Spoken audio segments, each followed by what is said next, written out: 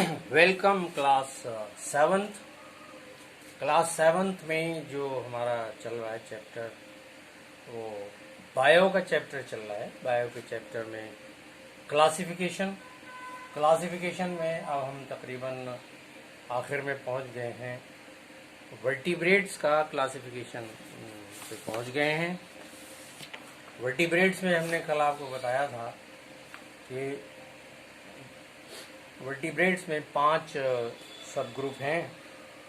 पहला सब ग्रुप है इसमें पिसीज, दूसरा सब ग्रुप है इसमें एम्फीबिया, तीसरा सब ग्रुप है इसमें रेप्टिलिया, चौथा सब ग्रुप है इसमें एव्स, और पांचवा लास्ट ग्रुप है मैमल्स। हमने 2 चीज़ें आपको कल बताई थी, वार्म ब्लडेड होना और कोल्ड ब्लडेड होना। इसमें इन 5 ग्रुप्स में जो वर्टिब्रेट्स हैं, जिनके पास वर्टिब्रल कॉलम है और जिनके पास एंडोस्केलेटन है, इन 5 ग्रुप्स में पहले 3 ग्रुप्स पिसीज, एम्फीबिया और रेप्टिलिया, ये कोल्ड ब्लडेड है। ये एटमॉस्फेयर में टेम्परेचर के घटने बढ़ने को एकोमोडेट नहीं कर पाते, मतलब ये उसको उसके हिसाब से चल नहीं पाते और कभी कभी नुकसान उठा लेते हैं। लेकिन उसके बाद जो एव्स और मैमल्स हैं, इनमें ये सलाहियत होती है कि ये बढ़ते हुए टेम्परेचर और घटते हुए टेम्परेचर को मेंटेन कर लें बॉडी के अंदर, और बहुत ज़्यादा नुकसान इससे ना पहुँचे इनको। तो ये कोल्ड ब्लडेड होना, यानी अगर टेम्परेचर बढ़ रहा है तो बॉडी का टेम्परेचर भी कोल्ड ब्लडेड एनिमल्स का उसी हिसाब से बढ़ता रहेगा, और अगर टेम्परेचर घट रहा है तो उनकी बॉडी का टेम्परेचर भी उसी रेट से घटता चला जाएगा। और अगर बहुत ज़्यादा टेम्परेचर, एटमॉस्फेरिक टेम्परेचर घट गया तो फिर इनका टेम्परेचर भी घटकर उतना ही हो जाएगा और हो सकता है उनकी डेथ हो जाए। लेकिन जो वार्म ब्लडेड हैं, उनमें ये सलाहियत है कि अगर एटमॉस्फेरिक टेम्परेचर बढ़ रहा है तो उनकी बॉडी कुछ ऐसा करेगी कि उनकी बॉडी का टेम्परेचर जो है वो घटे। और इसी तरह जब सर्दियां हैं, उसमें जब टेम्परेचर कम होता है एटमॉस्फेरिक टेम्परेचर, तो इनमें सलाहियत होती है कि अपनी बॉडी का टेम्परेचर बढ़ाएं। आपने देखा होगा जब बहुत सर्दी होती है तो दांत किटकिटाने लगते हैं, आप कपकपाने लगते हैं, हाथ पैर थरथराने लगते हैं। ये सब हीट पैदा करने के तरीके हैं। आप हाथ रगड़ते रहते हैं सर्दी में, ये सब हीट पैदा करने के तरीके हैं। और उसी तरह जब गर्मी बहुत होती है तो आपकी बॉडी कूल डाउन करती है बाय प्रोड्यूसिंग स्वेट। पसीना बहुत ज़्यादा निकलता है और इस निकलते हुए पसीने से आपकी बॉडी को ठंडा होने का मौका मिलता है, क्योंकि जब ये पसीना आपकी स्किन पर जमा हो जाता है तो ये वहाँ से एवापोरेट करेगा। जब ये एवापोरेट करेगा तो इसको कुछ हीट चाहिए और ये हीट जो है, ये पसीना जो आपकी स्किन की सतह पर जमा है, आपकी बॉडी के अंदर की हीट को लेता है और एवापोरेट होता है। इस तरह से जब when a large quantity of heat is taken up by this sweat which is deposited on the skin, then your body cools down. ये तरीका है वार्म ब्लडेड और कोल्ड ब्लडेड का। तो सबसे पहला जो ग्रुप है इसमें पिसीज है। ये मैरीन वर्टिब्रेट्स हैं, पानी में रहने वाले हैं, कोल्ड ब्लडेड हैं, और इनकी बॉडी पानी में तैरने के लिए जिस चीज़ का इस्तेमाल किया जाता है उसको कहते हैं स्ट्रीम लाइन्ड बॉडी। तो स्ट्रीम लाइन बॉडी जो मतलब इस फिश को पानी के अंदर तैरने में निहायत मदद करती है, और इनके बॉडी पर बहुत सारे स्केल्स होते हैं। ये स्केल इनको प्रोटेक्ट करते हैं पानी के अंदर, और इनको पानी के अंदर तैरने के लिए इनके पास फिन्स जैसे नाव चलाने में चप्पू होता है, ऐसे ही मछलियों के पास फिन्स होते हैं जिसकी मदद से ये तैरती रहती हैं।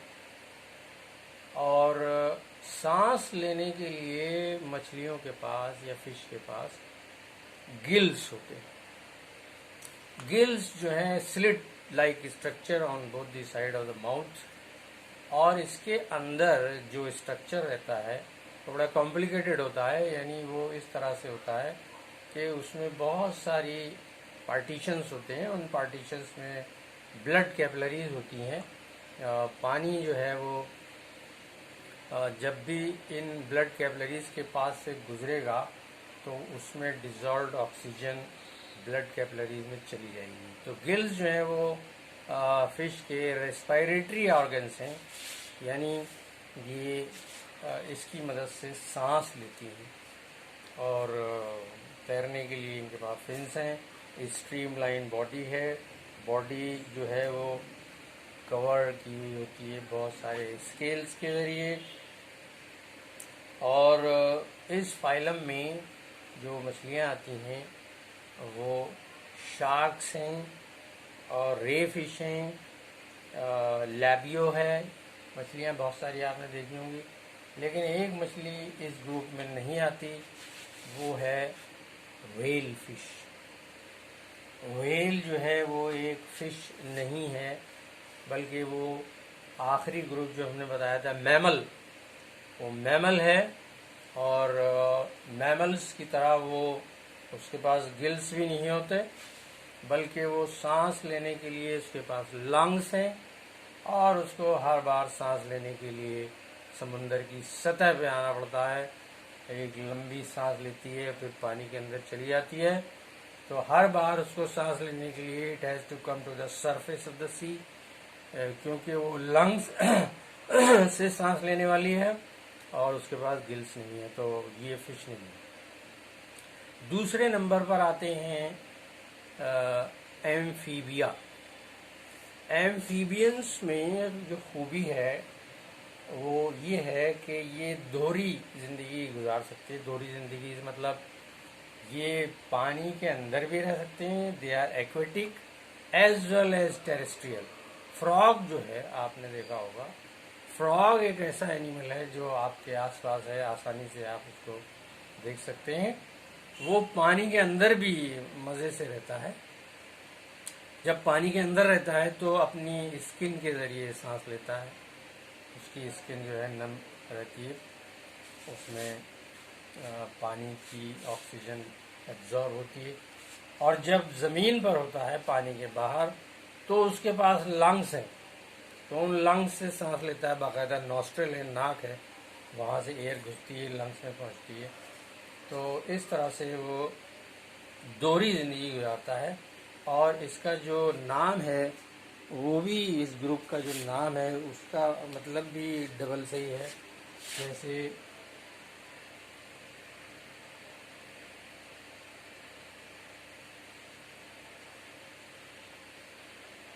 एम्फी का मतलब होता है बोथ, और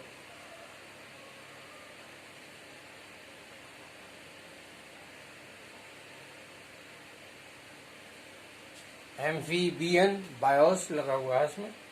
life, double life, both life, यानी aquatic as well as cold blooded है। इनके पास लंग्स भी हैं, ये स्किन के जरिए भी रेस्पायर कर सकते हैं।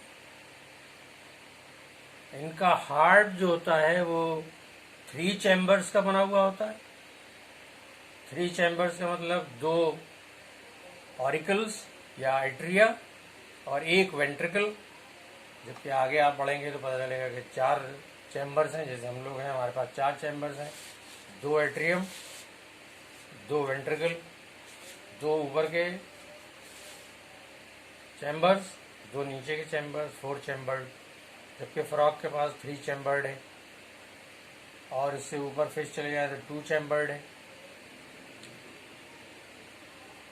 लंग्स भी हैं एम्फीबिया के पास, जो उसको मदद करते हैं सांस लेने में, ज़मीन पर जब रहता है पानी के बाहर।